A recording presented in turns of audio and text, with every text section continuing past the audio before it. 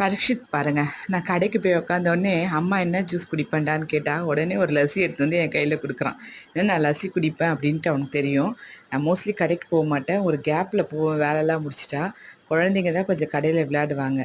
Pencil box எங்கே பரிஷித் எடுத்துகிட்டு வா அப்படின்னா பென்சில் எடுத்துகிட்டு தரான். ஸ்பைடர்மேன் பென்சில், கலர் பென்சில் அப்படின்ட்டு கரெக்டாக அவனுக்கு எங்கே அடுக்கி வைக்கிறாங்கன்னு சொல்லிட்டு அவங்க நானா பெதனானா அடுக்கி வைக்கிறதெல்லாம் கடையில் பார்க்குறாரு. நான் வேலை இருக்கிற டைமில் குழந்தைங்க வேறு வழி இல்லையே, 2 குழந்தைங்களாச்சே, கொஞ்ச நேரம் கடையில் அவங்கக்கிட்ட பார்த்துக்க விட்டுட்டு நான் என்னோடய கிச்சன் ஒர்க்கெல்லாம் முடிச்சுட்டு குழந்தைங்கள கூப்பிட்டுப்பேன். அந்த கேப்பில் சார் இதெல்லாம் நோட் பண்ணி வச்சுருக்காரு.